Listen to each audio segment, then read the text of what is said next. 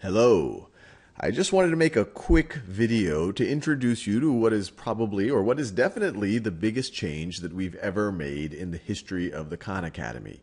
We've introduced a new learning flow that tries to engage people more. We've heard from a lot of users that there's a lot of content on Khan Academy. They didn't know where to start. They didn't know what level was appropriate for them. And so we've spent a lot of time thinking about this. And what you're about to see is our new learning flow. So I'm a new user, and it gives us a nice little welcome message. And I say, cool, let's explore. So when you log in, you'll see this mission, the world of math. And right now, as we launch, that is the only mission that we have. And it'll essentially walk through all of the math exercises that we have on Khan Academy.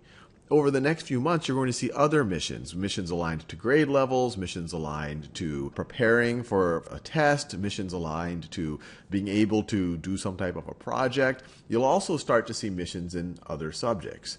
Now, these squares that you see, this is, for those of you who are familiar with our knowledge map, you can kind of view it as a condensed knowledge map for the particular mission that you're thinking about. So here, there are 482 boxes. Each of these represents a skill. It represents a type of math problem. So what we're going to start right now, and I highly recommend you do this as well, it's actually kind of fun, is we're going to start with a pretest. This is to address the issue of where do I start on Khan Academy? What are the exercises that are most appropriate for me? So I'm going to actually take this pretest right now. So let's start the pretest. So if I see anything that is completely daunting to me, I should just say, I haven't learned this yet. What is the area of the rectangle? Well, that's just going to be 3 times 9, which is 27 square inches. Well, let's just say, for the sake of argument, let's pretend that we haven't learned algebra or geometry yet, so I haven't learned this yet. And this is an adaptive test here. If I answer questions right, it's going to get harder or go to more advanced topics. If I get questions wrong, it's going to give us simpler or more basic topics. Move the orange dot to 4/3. So 4/3, that's 1/3, 2/3, 3/3, and 4/3. Submit my answer.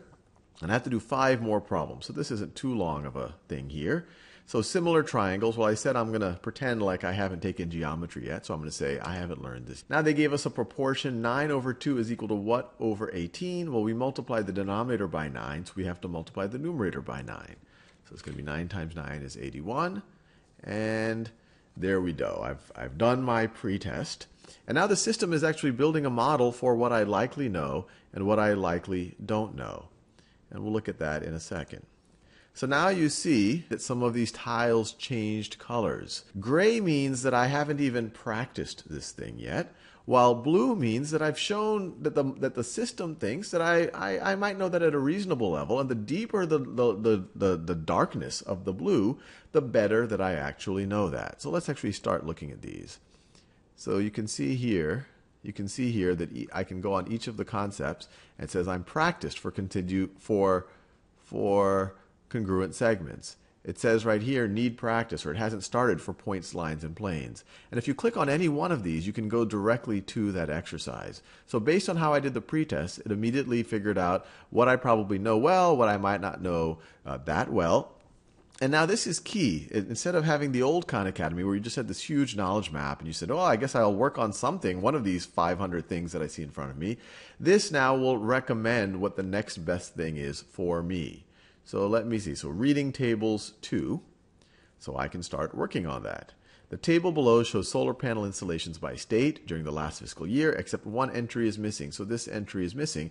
And if I'm completely confused by this, I've never seen it, we have a video right here that should hopefully help explain that concept.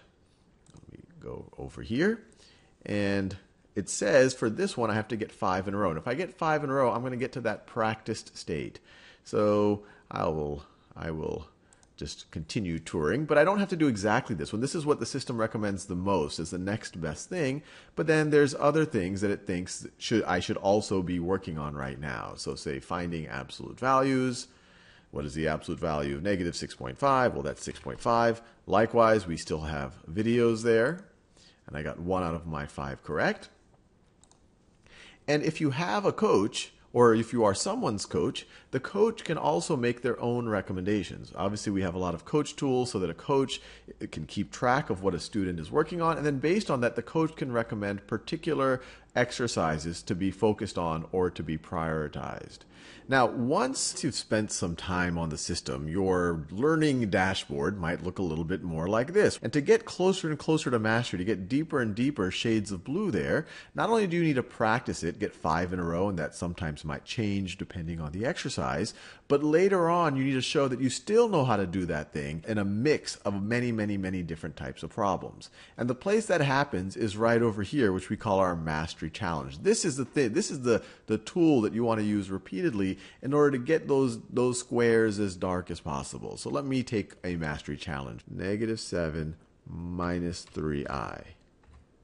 The absolute value of 5. Well, that's just 5. Is this triangle equilateral, isosceles, or scalene? So it is definitely isosceles. If it was equilateral, these would be 60 degrees. So it is isosceles. You have 2 common base angles. So you see it's going through all of the different types of the mathematics to make sure that not only have I remembered how to do these, not only have I retained the understanding of these concepts, but I also can do it in a mixed environment where I have to also recognize, hey, what is a tool I need to use right now? What are the factors of 18? So let's see. We could have 1, we could have 2, 3. See, 4 isn't divisible, 5 isn't divisible, 6 is, 9 is, and 18. And I could have used this little tool to help me with that, but if you know the factors, you can just type them in. So let's check our answer. Plot 10, 6 and select the quadrant in which the point lies. 10, 6. And sitting in the first quadrant. Move the orange dot to -3 minus 2i. -3 minus 2i. And now I'm completing my mastery challenge, and I'm going to get essentially a report for what did I achieve by completing this mastery challenge.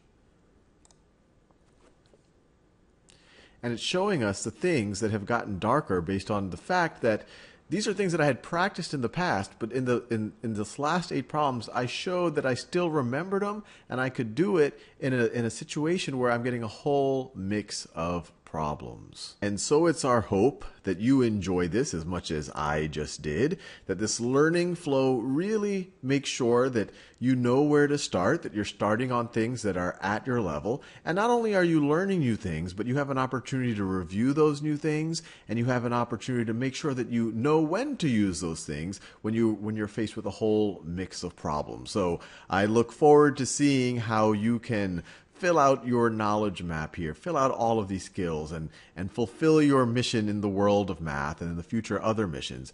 And we really want to hear from you to figure out how we can make this entire experience better. So I encourage you to go down to the bottom of these pages and say, give feedback, and tell us what you think. Tell us what's working for you, what's not working for you, and if you have ideas for things that might make it even better, let us know.